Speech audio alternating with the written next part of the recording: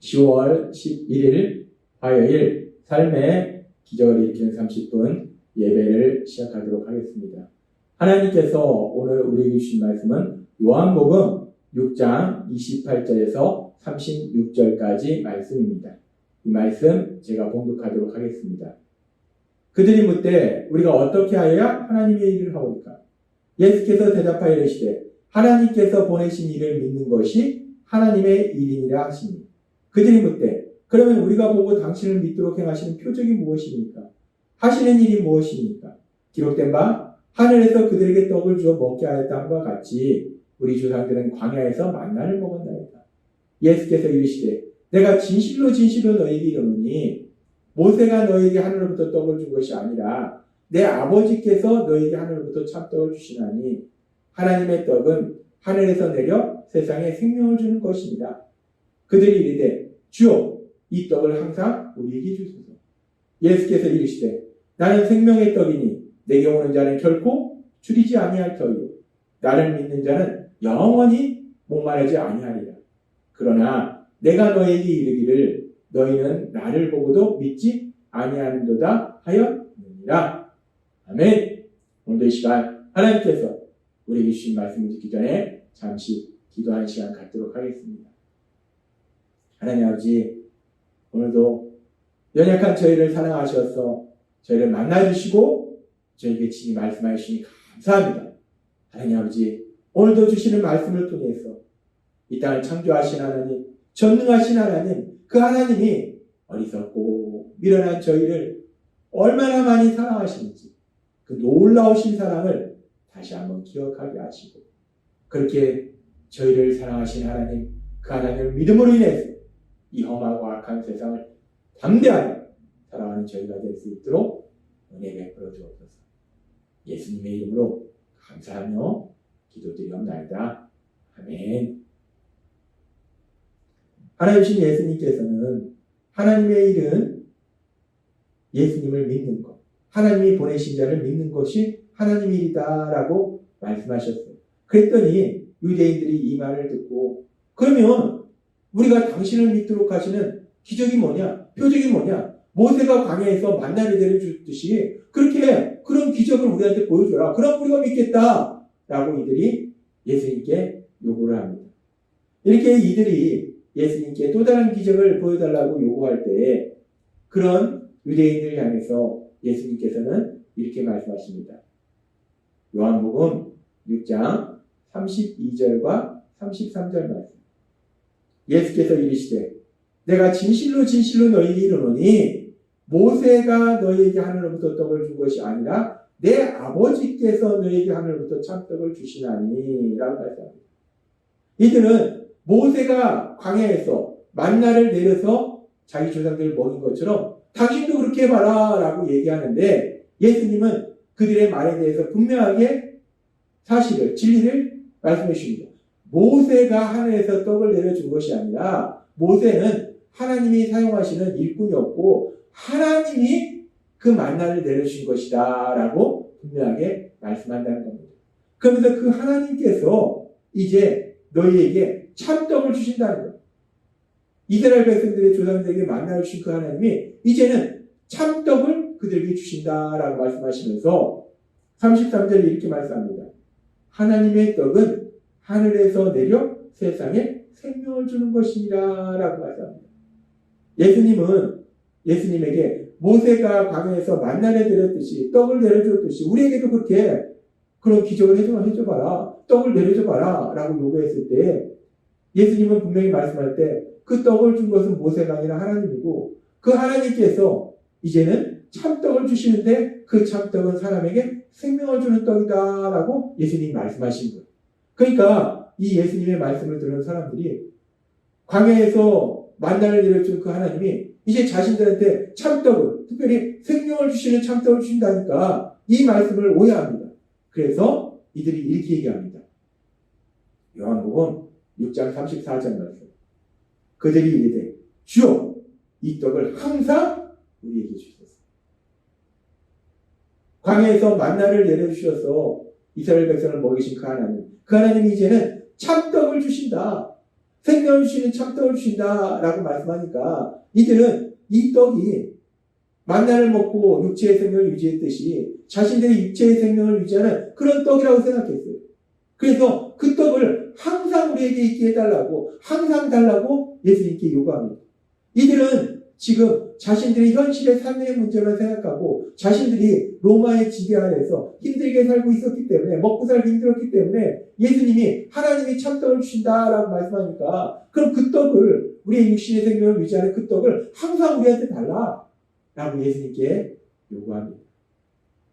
지금 예수님께서는 단순히 육체의 생명을 유지하는 떡에 대해서 말씀하는 것이 아니라 영적인 생명을 주시는 그 떡에 대해서, 그 참떡에 대해서 말씀하시는 거예요.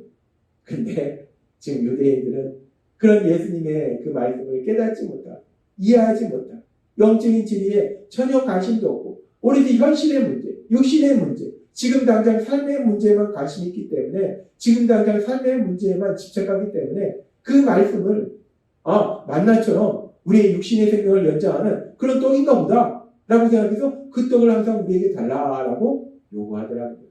예수님은 영적인 진리를 말씀하시는데 그 영적인 진리를 깨닫지 못하고 계속해서 엉뚱한 말만 하는 거예요.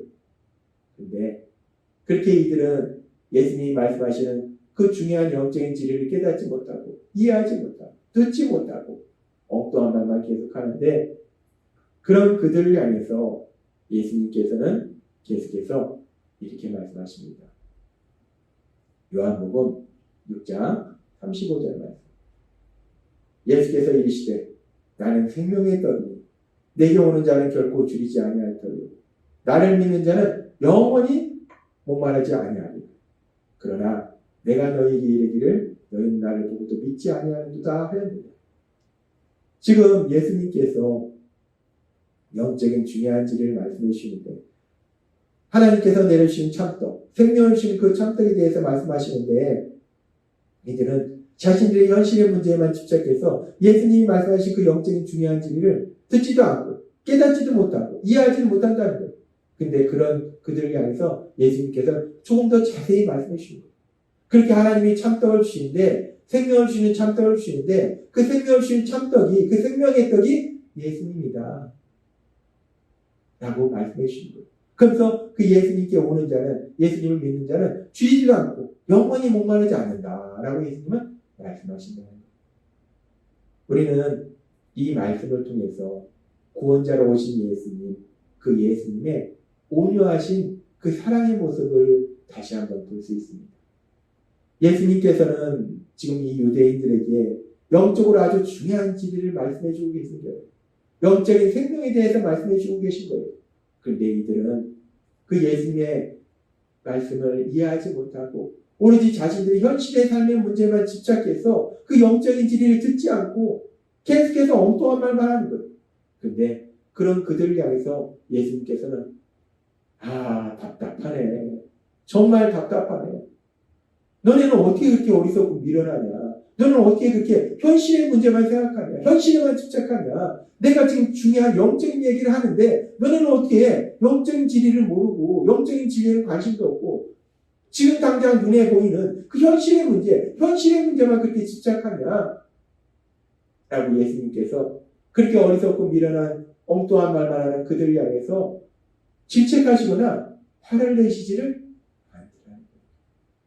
참 답답한 모습인데 예수님은 영적인 중요한 진리를 말씀해 주시는데, 그럼에도 불구하고 이들은 자신들의 현실의 문제만 집착해서 그 영적인 진리를 듣지 못하고 깨닫지 못하고 엉뚱한 말만 하는데도 불구하고 예수님은 그들에게 화를 내시지도 않고 그들을 향해서 질책하시지도 않더라는 거예요. 그러면서 예수님은 그들을 향해서 계속해서 중요한 그 영적인 진리에 대해서 말씀해 주시더라는 겁니다. 그렇습니다. 우리는 이 말씀을 통해서 구원자이신 예수님, 그 예수님의 온유하신 그런 사랑의 모습을 볼 수 있어요. 온유라는 것이 무엇인가? 온유하신 사랑의 모습. 그 온유하신 사랑의 모습을 예수님은 이 말씀을 통해서 보여주시고, 그러면서 그 예수님은 친히 마태복음 11장 28절에서 30절에 이렇게 말씀하십니다. 수고하고 무거운 짐진 자들아 다 내게로 오라. 내가 너희를 쉬게 하리라. 나는 마음이 온유하고 겸손하다. 예수님은 말씀하십니다. 나는 마음이 온유하다. 나는 겸손하다. 나의 멍에를 메고 내게 배우라. 그리하면 너희 마음이 힘을 얻으리니 이는 내 멍에는 쉽고 내 짐은 가벼우니라 하십니다. 예수님은 말씀하십니다. 나는 마음이 온유하고 겸손하니라고 말씀합니다. 여기서 온유하다라는 말씀에 헬라어 단어는 프라우스라는 단어를 사용합니다. 이 단어는 그냥 사람이 좀 순한 걸 의미하는 것이 아니라 여기서 말씀하는 온유는 어떤 상대방이 화를 나도록 만드는, 그러니까 화를 나도록 만드는 그 상대방에 대해서 화를 내는 것이 아니라 오히려 반대로 그 사람을 불쌍히 여겨서 그 사람에게 선을 베푸는 것. 그것이 바로 온유라는 것.